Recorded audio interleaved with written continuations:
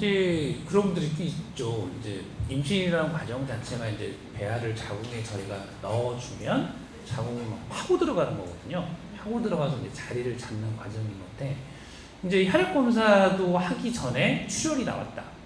이제 그거는 이제 두 가지 중에 하나겠죠. 좋게 생각하면 아이가 착상을 하고 있구나. 착상을 하고 있으면서 출혈을 하고 있구나. 그리고 두 번째는 이제 생리가 정말 임신이 아니어서 생리가 이제 나오려고 출혈이 있구나라고 해볼 수 있는데, 그거는 저희가 알 수는 없어요. 실제로 이제 혈액 검사를 나중에 해봤을 때, 이제 그런 경우는 이제 화학적 유산이라고 하잖아요. 그러면 혹시 그러면 제가 유추만 해볼 수 있는 거죠. 유추만. 아마 착상이 일찍 됐다가 아마 유산이 되었나 보다라고 유추를 할 수 있고, 그러면 중간에 출혈을 멈추게 하는 방법이 뭐가 있을 거냐. 근데 저희가 이제 저도 계속 시험관 아기를 하고 하다 보면 이게 채취하고 이제 질정 쓰잖아요. 질정 쓰는데 원래는 이제 질정이나 주사나 둘 중에 하나만 써도 되거든요. 뭐 논문에 그렇게 나와 있어요. 주사나 질정이나 저기 효과가 별 차이가 없다.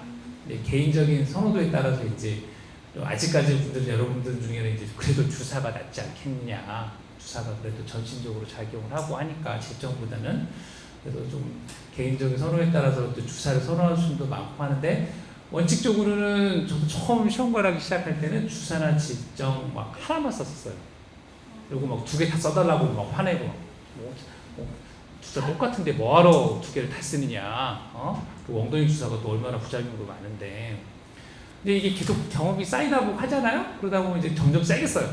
점점 뭐 그렇게 될 거예요. 막 왜냐하면 저희도 이제 뭔가를 하긴 해야 될 것 같은데, 그러면 이제 처음에는 주사만 쓰다가 질정을 쓰다가 주사로 바꿨다가 두 개를 같이 쓰다가 주사 용량도 높이다가 그렇게 하게 되고요.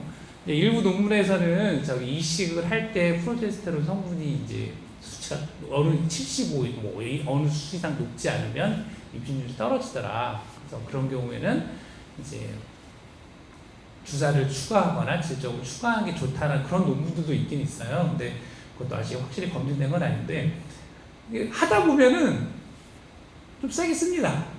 그렇게 돼요.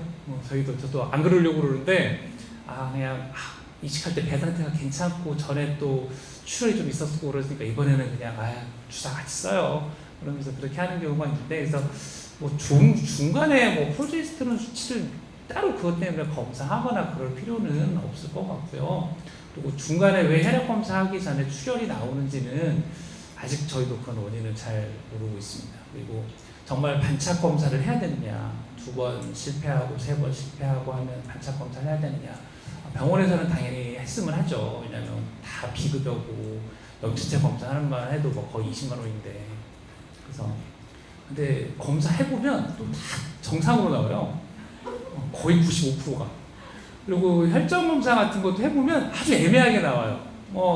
이상이 있다고 보기도 뭐하고 이상 없다고 보기도 뭐하고. 그래서 대부분의 경우는 다 비정상으로 나오는데, 그래서 저 같은 경우도 정말 착상에 3번 실패 한번 해보자고 권유는 합니다. 보통 그렇게 하면 이제 부부 염폐체 검사를 하게 되고, 그다음에 뭐 자가항체 검사하게 되고, 혈전 쪽 검사를 주로 많이 하죠. 혈전 쪽 검사를 주로 많이 하고, 그렇게 해서 검사를 해서 처음 한두 번 실패했다고 해서 꼭 반착 검사나 그런 검사를 할 필요는 없을 것 같고, 또한 이 시기에 3번 이상 실패를 하는 경우에는 선생님하고 상의를 해서 해보는 것도 도움이 될 것 같긴 해요. 그리고 이제 저 같은 경우는 이제 유산이 되는 경우는 염색체 검사는 주로 많이 하는 편이에요. 왜냐하면 이제 한 가지 목적은 이제 유산이, 인간의 임신이라는 게 되게 비효율적입니다.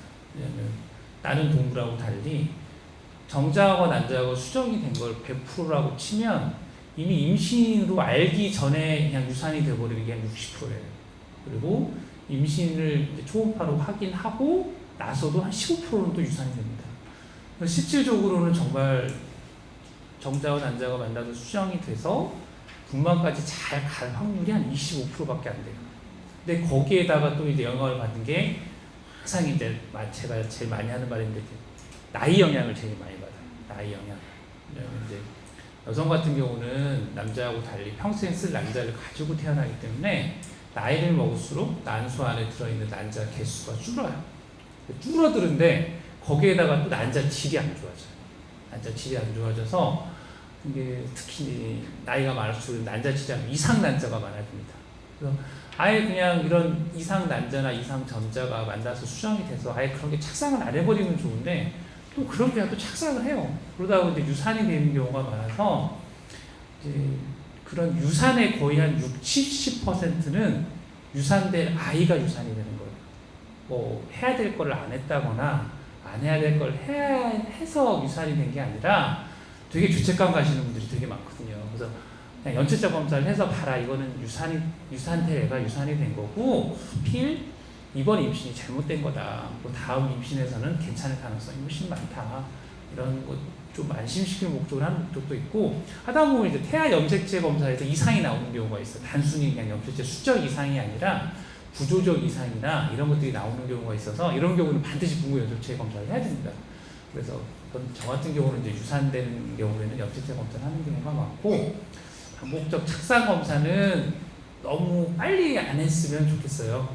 너무 빨리 꼭 한 번이나 두 번 실패했다고 해서 나는 반복 착상 실패 검사를 해야 된다. 그건 아닌 것 같고 좀 그런 것도 조금 어느 정도는 임신을 더 시도한 다음에 하셔도 될 것 같습니다.